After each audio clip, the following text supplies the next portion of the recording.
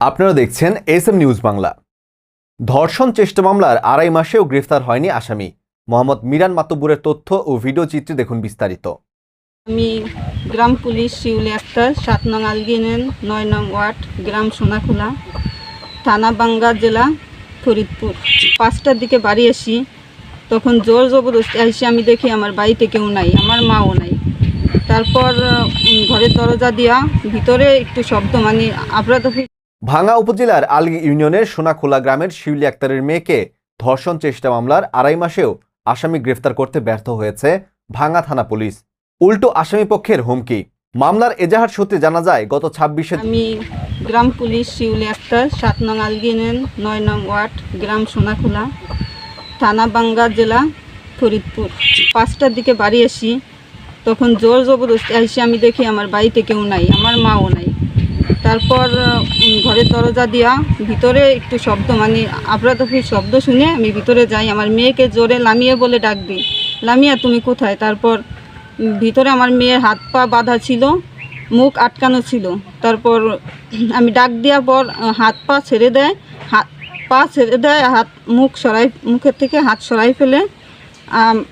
তারপর আমার মেয়ে এসে আমার জড়াই ধরে কান্নাকাটি করে বলে, আম্মু ভিতরে সুমন, ছেলেটা যাইয়ে দেখো। আমি তারপরে চকির তল থেকে উলঙ্গ অবস্থায় টেনে বের করে আনি। বাড়ি কোথায়? সোনাখোলা। এখন আপনার মেয়ের বয়স কত? আমার মেয়ের বয়স হচ্ছে 11 বছর, ক্লাস 5-এ পড়ে। কোন স্কুলে পড়ে সে? চণ্ডীদাসদি ৮০ নং সরকারি প্রাথমিক বিদ্যালয়ে পড়ালেখা করে। তো এই যে ঘটনাটা ঘটলো, এই ব্যাপারে আপনি আসলে কি চান? আমার একটাই দাবি যে আমি সঠিক সুস্থ বিচার চাই, যে আজকে আমার মেয়ের সাথে হয়েছে যেন আর কোনো মেয়ের সাথে এরকমটা না হয়। আমি বাবার বাড়িতে থাকি আমার মেয়ে নিয়ে।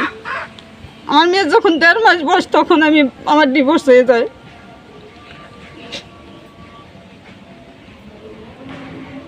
আমি সঠিক বিচার চাই, যেন এই আসামির বিচার পাই। আর কেন মেয়ের সাথে যেন এরকম না করতে পারে। আজকে আমার মেয়ের সাথে যা করছে।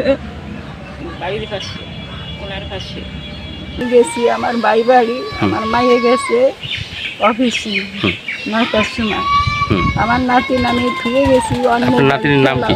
আমার নাতিনের নাম লামিয়া। জুন শিউলি আক্তার তার ৫ম শ্রেণী পড়ুয়া কন্যাকে বাসায় রেখে কর্মস্থলে চলে যায়। এই সুযোগে একই গ্রামের প্রতিবেশী লম্পট সুমন হাওলাদার ভুক্তভোগীর ঘরে ঢুকে ওড়না দিয়ে দুহাত বেঁধে তাকে ধর্ষণের চেষ্টাকালে শিউলি আক্তার কর্মস্থল থেকে ফিরে আসেন এবং হাতে নাতে সুমনকে ধরে ফেলে। পরে তাকে ধাক্কা দিয়ে পালিয়ে যায়। ভাঙ্গা থানা পুলিশ অভিযুক্ত আসামিকে গ্রেফতার করতে সক্ষম হয়নি।